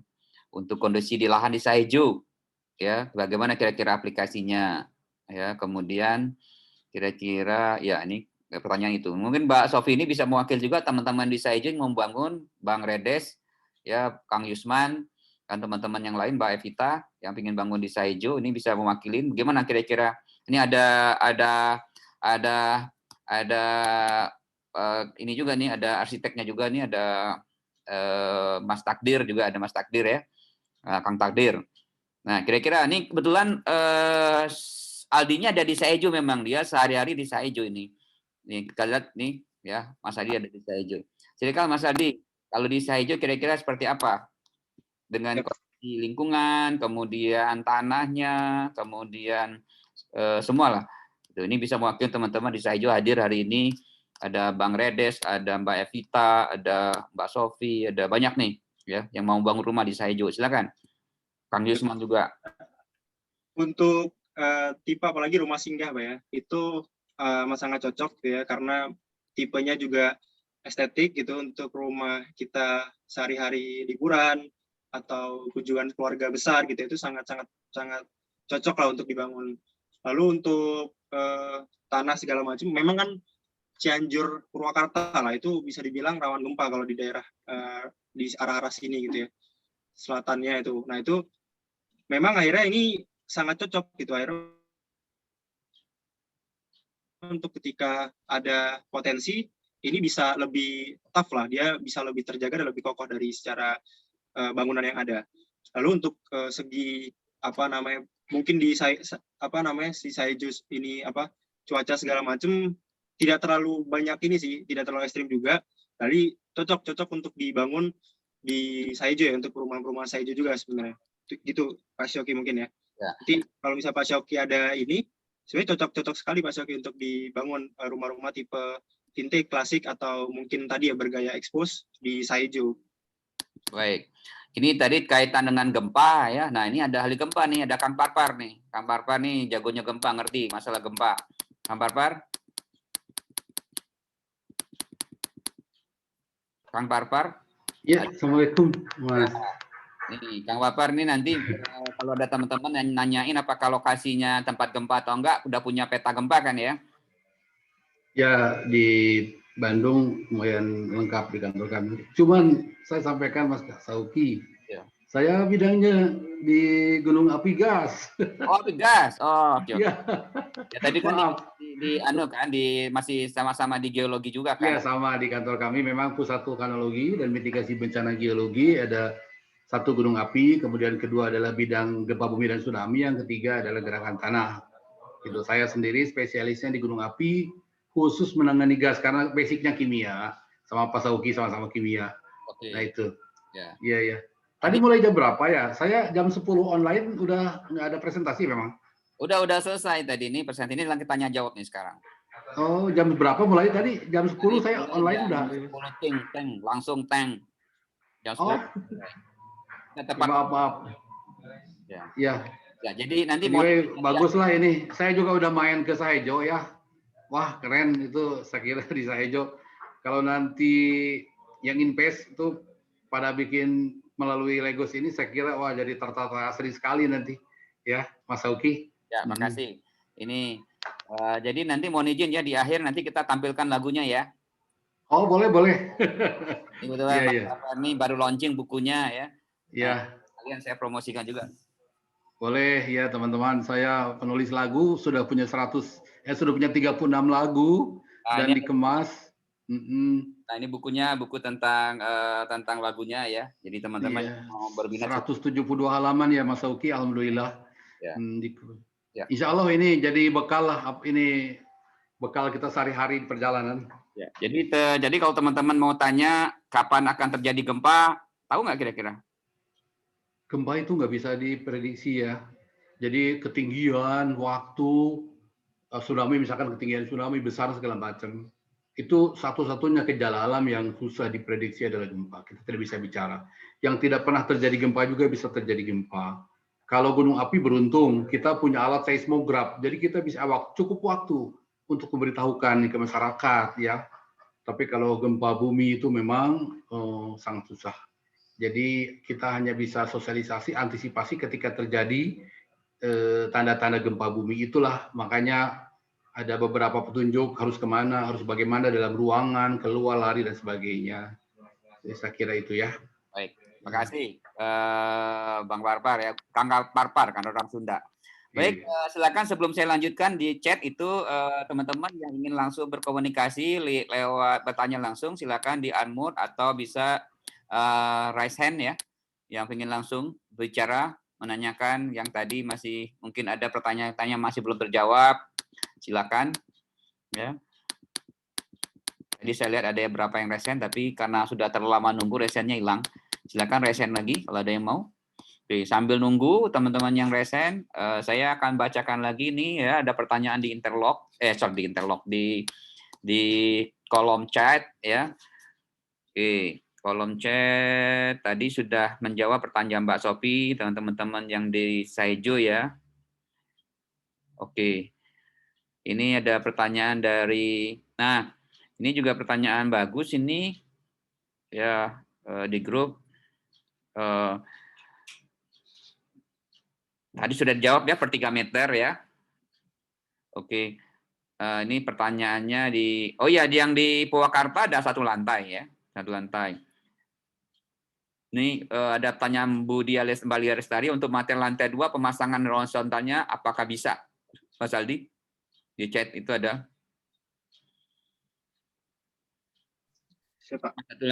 Satu lagi Mas Aldi sekalian ya, apakah di lantai 2 untuk pemasangan lantai 2 pemasangannya horizontalnya apakah bisa? Ya bisa ya. Udah langsung jawab. Nah, apakah tidak merembes air hujan lewat sambungan antar interlock brick? Mas Aldi. Baik, Pak. Untuk air hujan sebenarnya memang secara penggunaan sendiri itu dia aman seperti halnya rumah biasa sih. Dari rumah sampel kita kemarin juga cukup curah hujan tinggi juga aman seperti biasa sebenarnya kan dari memang ini seperti halnya rumah biasa jadi enggak ini. Tapi kalau memang ada ini pun bisa dibuat jalur tali air dari setiap ininya dari interlock yang ada sehingga akhirnya kalau memang mau mencegah supaya tidak terjadi genangan segala macam bisa dilakukan menggunakan pemasangan tali air juga bisa. Tapi kalau misalnya secara umum nggak merembes, Pak. Baik. Ini ada pertanyaan juga di chat juga dari Mas Hidayat ya, Muhammad Hidayat. Ini beliau ini adalah dosen sekaligus arsitek di Kalbar, Kalimantan Barat. Ya, dia tanya nih, ini berat materi per meternya berapa nih? Ya, karena kaitannya kalau di Kalbar itu permasalahan rendahnya daya dukung lahan. Mas Aldi ada informasi? Baik, Pak. Material per meter persegi, Pak ya. Ya. Kalau misalnya Gravity mungkin kalau kami di kimia namanya spesifik gravity ya. Jadi berat perluasan. Ya. Kalau ini sendiri sebenarnya di beratnya itu saya baru tahu data itu berat saja. Mungkin nanti belum. Kalau nggak salah sekarang 1 unit saya sampai 5 kilo ya. 5 kilo satu unit. Bisa ketahuan beratnya 5 kilo untuk berapa ukuran bisa ketahuan nanti ya. Nanti bisa diinformasikan di grup ya. Nih satu lagi pertanyaannya nih dari Mbak Elma atau Mas Elma nih. Apakah interlock brick hanya didesain untuk dinding expose? Bagaimana jika dilapisin dan diaci atau dicat? Ya. Bisa sekali. Jadi memang fiturnya sangat bisa modifikasi secara mudah. Dan bagi teman-teman atau rekan-rekan yang pengen membangun rumah menggunakan bata ini, lalu di finishing juga menggunakan cat seperti biasa, itu bisa sekali. Seperti beberapa contoh tadi di rumah yang ada di awal itu sebenarnya ada beberapa yang dia tetap kita menggunakan cat dan juga memang hasilnya bagus itu. Nah, tapi memang untuk bata ini di awal untuk mengurangi biaya finishing. Cuman untuk ketika menggunakan finishing tidak masalah. Toh kita dapat juga benefit yang lain, yaitu rumah akan menjadi lebih kokoh gitu. Jadi itu mungkin Pak Syafki. Baik. Kemudian ambil nunggu teman-teman yang mau tanya langsung silakan. Tapi saya baca dulu nih yang dari pertanyaan di chat. Ini dari Pak Sobari ya, Pak Sobari di Balai Besar Keramik. Ya, ada banyak pertanyaan. Ya, sebentar. Tadi masalah harga udah disampaikan. Ya. Nah, dia mau Pak Sobari mau tanya beli mesinnya di mana, nanti bisa kontak ke Pak Aldi ya. Kemudian ini pertanyaan ini, apakah interlocknya sudah mendapatkan SNI belum ya? SNI belum dikembangkan untuk material ini, tapi untuk pemasangan sendiri bisa refer ke sana Pak. Jadi mungkin untuk pemasangannya itu hampir sama seperti halnya batu bata biasa, dan dia memang kan salah satu jenis batu bata konvensional biasa sebenarnya.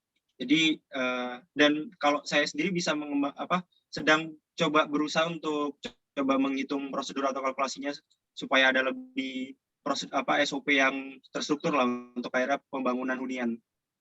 Ya, satu lagi nih menjawab pertanyaan juga dari Mas Eko, Pak Eko Purwanto nih. Ya. Pak Eko Purwanto, beliau ini arsitek ya. Ini kan masalah pakai nama Lego, ada Legus, ya. Itu gimana masalah property right-nya nih, propertinya, intellectual property-nya? Ya, untuk Haki sendiri, kami sedang mengajukan memang. Kemarin sudah cek juga di Haki, untuk penggunaan Lego sendiri belum ada yang menggunakan sama sekali untuk apalagi bahan di bagian bahan bangunan material ya. Jadi untuk hak secara nama penggunaan itu tidak ada masalah sekarang Pak. Jadi memang dan kami sedang mengurus untuk proses perizinan yang legal lebih lanjut. Kemudian ini tadi ya, yang Jakarta ada nggak ya proyek ya yang bisa dilihat? Ini ada pertanyaan dari Pak Mukti Ali, Mas Mukti Ali. Ya, Jakarta ada Pak. Produsen kami memprovide ke sana juga. Baik. Untuk lokasinya nanti lebih lanjut saya infokan di luar ini. Ya nanti chat ini ya, dari chat ini nanti teman-teman banyak menanyakan ya. Oke. Kemudian nih dari Mbak Mizi ya, selamat siang Mbak Mizi, sudah batal Lego kekuatan sudah dibandingkan, ini sudah dibalas ya, sudah dibahas tadi. Oke. Baik, ada lagi pertanyaan yang dari yang mau langsung bertanya? Apakah sudah ini ada Mas Hendy, silakan Mas Hendy. Langsung saja Mas Hendy. Ya. Baik Pak, terima kasih. Assalamualaikum warahmatullahi wabarakatuh. Terima kasih Pak Sauki untuk waktunya. Pak Aldi, juga perkenalkan nama saya Hendy dari Sumatera Selatan, dari Palembang. Kebetulan saya profesinya dosen dan juga praktisi, kadang desain, bantu bangun gitu. Ini dosen ya Mas? Iya. Jadi yang sedang dikembangkan mungkin di sini sama seperti yang disampaikan Pak Muhammad Hidayat dari Pontianak tadi, mungkin karakter di Sumatera Selatan itu sama seperti di Kalbar. Jadi tanah di sini berawa, banyak rawa sehingga daya dukung tanah untuk konstruksi bangunan yang cukup berat itu menjadi satu permasalahan yang harusnya diselesaikan. Mungkin apa yang ingin saya tanyakan sudah banyak disampaikan, dijawab tadi lewat teman-teman yang lain. Tapi saya ada pengalaman ini sama atau tidak Pak Aldi. Tahun 2018 kami kunjungan ke Andi Rahman Arsitek, kebetulan beliau di Sidoarjo ya, membangun masjid, saya lupa di kompleknya itu dengan menggunakan bata Lego juga.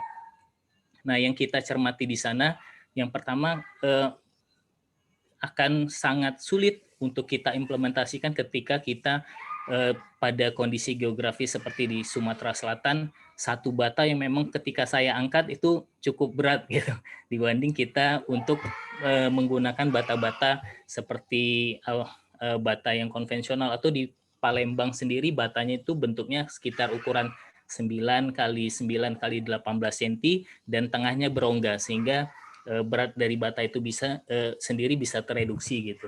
Nah, tapi sekarang juga sedang dikembangkan, ini mungkin saran dari kami untuk bisa mungkin ekspansi dan bisa menjadi material yang lebih kompetitif untuk lebih meringankan dari berat batu-batanya sendiri. Itu yang pertama. Yang kedua, Pak Aldi, masalah fleksibilitas pengembangan. Karena mungkin ini juga jadi PR kita. Kebetulan saya itu kaitannya nanti ada PLN di pusat ada buka sayembara untuk rumah ya, rumah faba yang menggunakan fly ash dan seterusnya. Sebenarnya ini bisa digunakan materialnya, tapi mungkin akan tetap lebih berat. Tapi kata kunci yang ingin dilihat adalah bagaimana rumah ini kemudian bisa fleksibel dikembangkan. Yang ingin saya tanyakan, apakah kemudian, karena saya berpikir kalau saya lihat contoh-contoh tadi, setiap 3 meter kita 3-5 meter kita kunci. Kemudian nanti mungkin kalau dia bentuknya lebih kompleks, ya mungkin banyak kolom-kolom yang dibuat. Apakah kemudian konstruksi bangunan ini bisa dikembangkan? Kalau Lego kan kita tahu mainan anak bisa bongkar pasang gitu. Nah, apakah bisa seperti itu sehingga nanti pemilik rumah bisa lebih fleksibel di dalam mengembangkan konstruksinya ke depan? Kemudian apakah juga memang sudah disiapkan, Pak Aldi, untuk rumah 2 lantai yang saya lihat tadi, karena contohnya ada, tapi dia menggunakan konstruksi beton untuk kolom, balok, seperti itu ya. Jadi memang benar-benar interlock brick ini hanya sebagai pengisi. Nah, itu yang apakah memang sudah coba dikembangkan material untuk bisa tanpa menggunakan kolom balok lagi, kita bisa membuat rumah lebih dari 1 lantai. Soalnya kalau bangunan di zaman di Inggris, saya lupa nama bangunannya yang Château de Pate itu 5 lantai memang full brick gitu. Full semuanya pakai batu bata. Nah, apa ini sudah difikirkan sampai sejauh itu? Mungkin itu saja masukan dan juga pertanyaan. Terima kasih Pak Aldi, Pak Syauki. Assalamualaikum warahmatullahi wabarakatuh.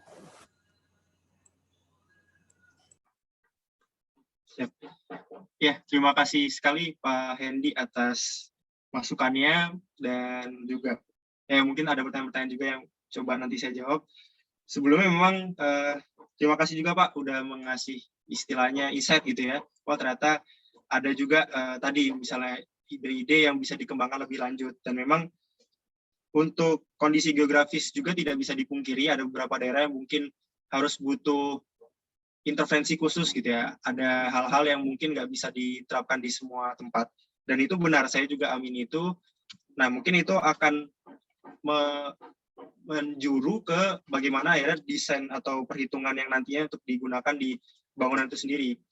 Kayak seperti kasus di salah satu daerah di Sulawesi gitu ya, pembangunan yang ada malah akhirnya dia roboh gitu ketika bahkan tidak ada kondisi apa. Jadi memang yang harus di-concernkan itu memang di saat ketika udah mulai membangun dan ada daerah yang dalam kategori khusus, itu harus dihitung atau kalkulasi ulang. Memang nggak bisa seperti kalau misalnya di Jawa, dia bangun di tempat apa, udah biasa bisa, ini insya Allah aman. Kita secara konservatif bangun, tapi itu udah aman gitu. Nah itu, untuk yang berat material itu mungkin akan coba kita uji lagi, kita akan coba dalami lagi, dan memang akhirnya untuk komposisi akan sangat bisa fleksibel ya. Jadi kita juga ingin mengembangkan juga, tadi kan salah satu pertanyaan banyak yang tahan, bagaimana akhirnya rembes air segala macam. Nah, kita sedang mendalami juga bagaimana akhirnya bisa menemukan komposisi atau elemen-elemen yang bisa menjuru ke mendapatkan keunggulan di sana.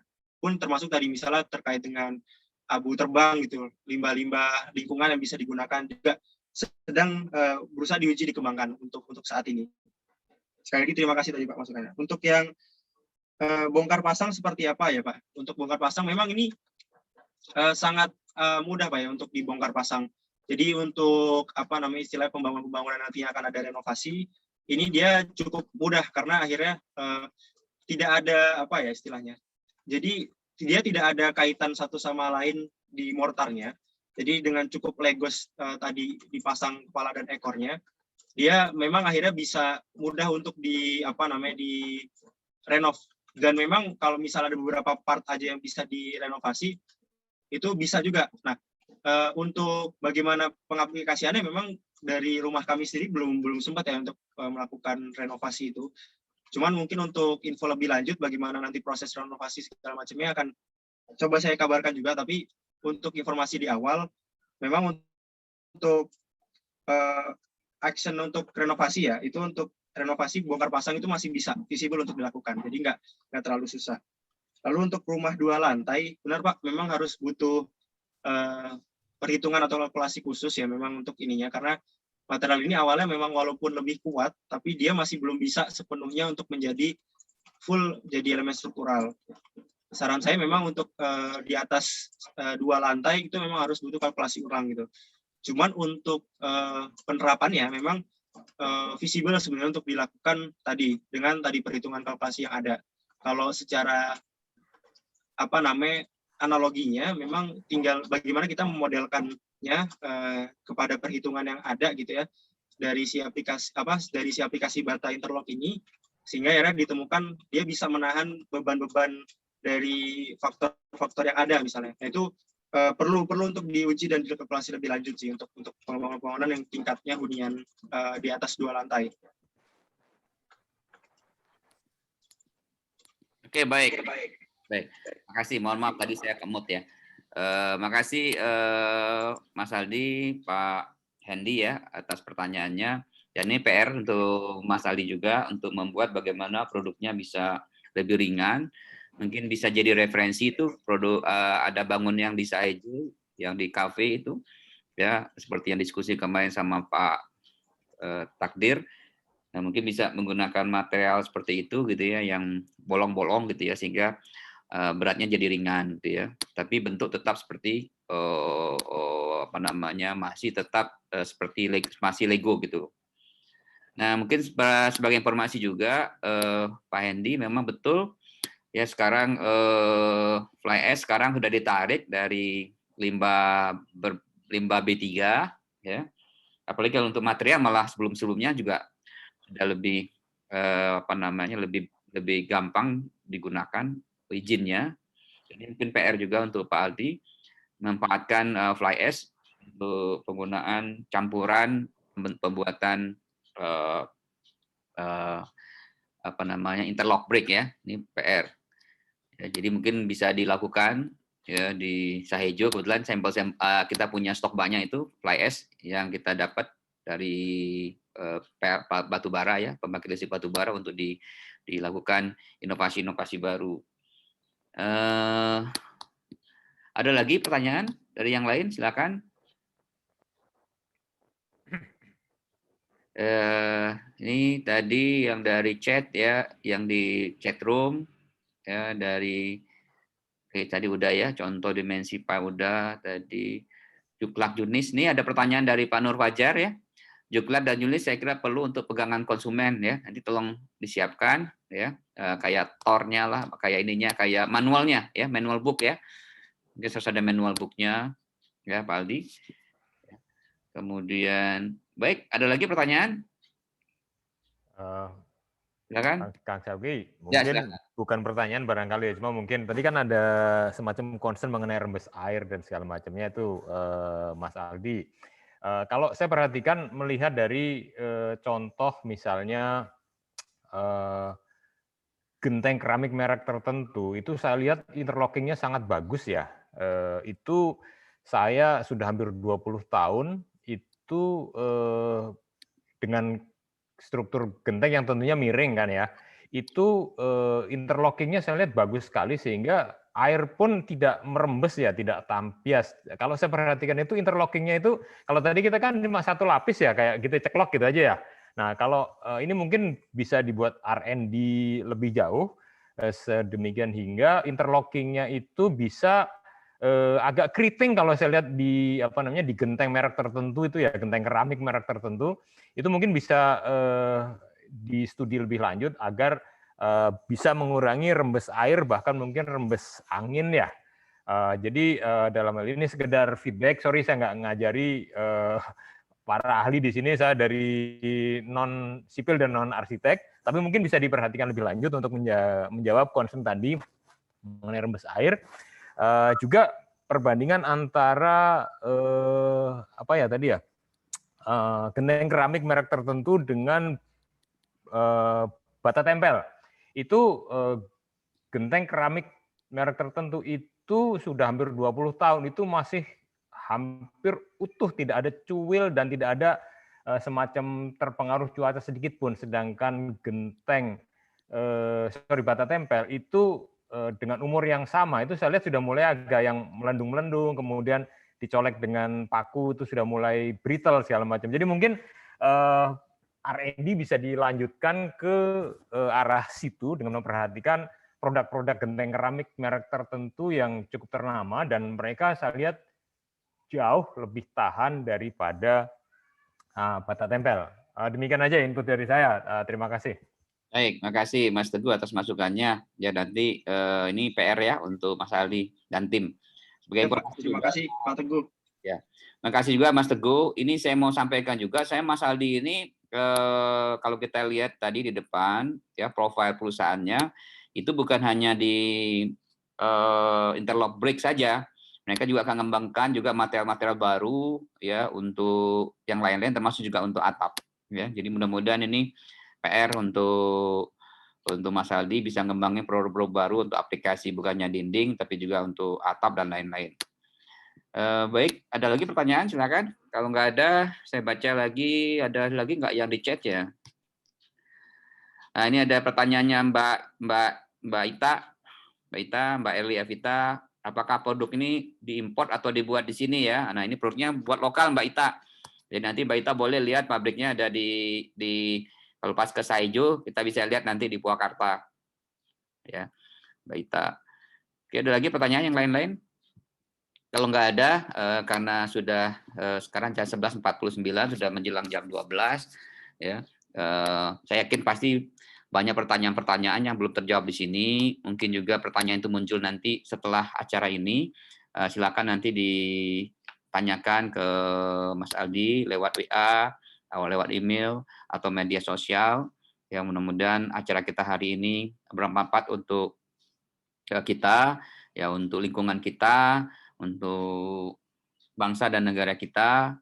Ya, tentu juga masih banyak PR-PR yang disampaikan tadi, ya, kaitannya juga dengan lingkungan ya, karena tidak semua kondisi tanah di setiap daerah sama. Tadi di Pontianak kemudian Palembang itu relatif rentan terhadap berat, sehingga juga ada PR bagaimana membuat produknya lebih ringan ya. Kemudian tentang material, ada material-material baru yang sekarang cukup populer ya, tadi fly ash ya, bisa memanfaatkan bagaimana fly ash sekarang menjadi limbah, bisa dimanfaatkan untuk menjadi produk yang lebih bermanfaat. Demikian dari saya mohon maaf kalau ada yang kurang berkenan dari Bapak Ibu sekalian. Kemudian saya kembalikan ke pembawa acara, silakan. Baik Pak, terima kasih banyak Pak Syauki.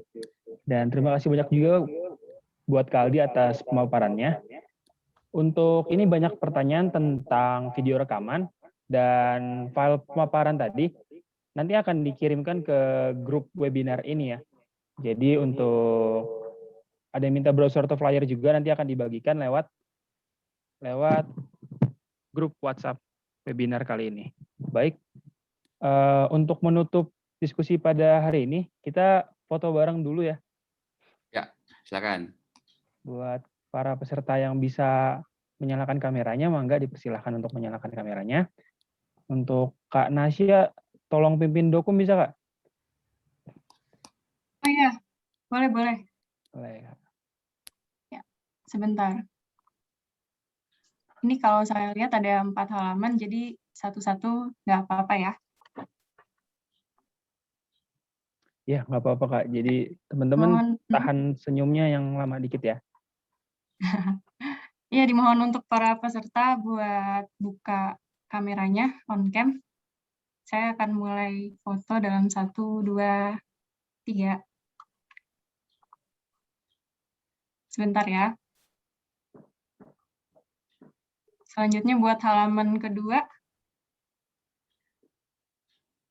1, 2, 3.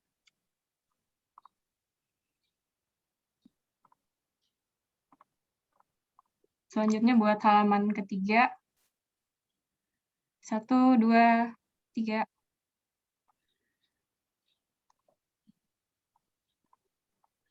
Nah, ini halaman terakhir.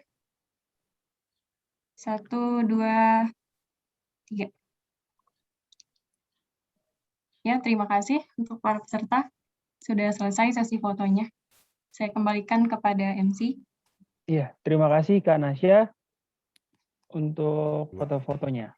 Dan ya, tadi sekaligus mengakhiri diskusi kita pada hari ini. Sekali lagi terima kasih banyak atas partisipasinya. Terima kasih banyak atas saran dan masukannya. Untuk kalau ada saran masukan lagi, bisa dimasukkan lewat form berikut. Ya, untuk di chat ya. Untuk masih ada yang ingin menyampaikan saran, boleh banget. Sekian dan terima kasih. Assalamualaikum warahmatullahi wabarakatuh. Waalaikumsalam warahmatullahi wabarakatuh.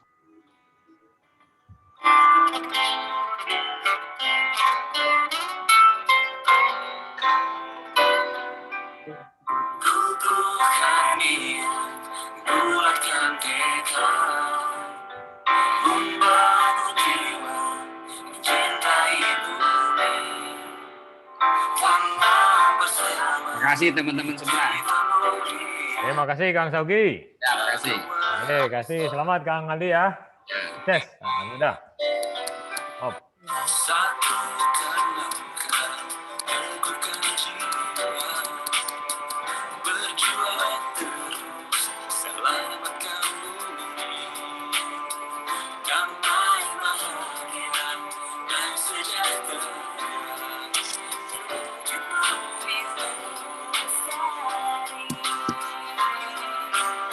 Semoga kita tetap semangat pelihara bumi kita. Semoga kita terus bersatu mencintai bumi kita.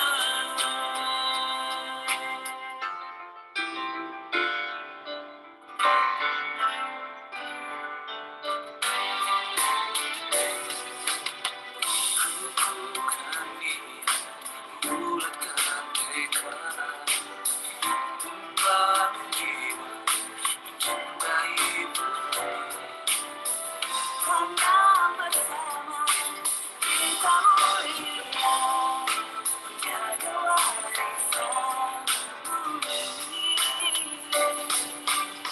Satukan langkah, teguhkan jiwa, berjuang terus, selamatkan bumi, damai bahagia dan sejahtera, terwujud bumi lestari.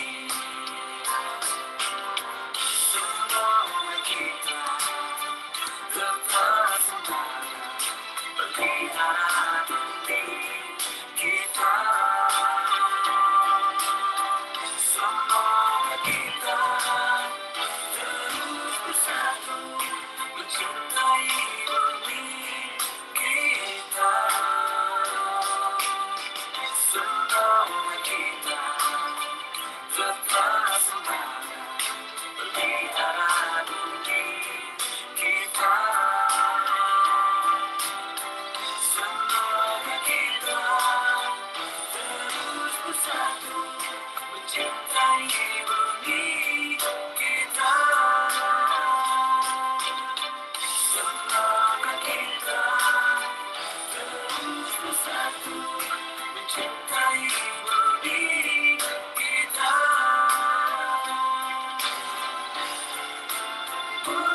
Kita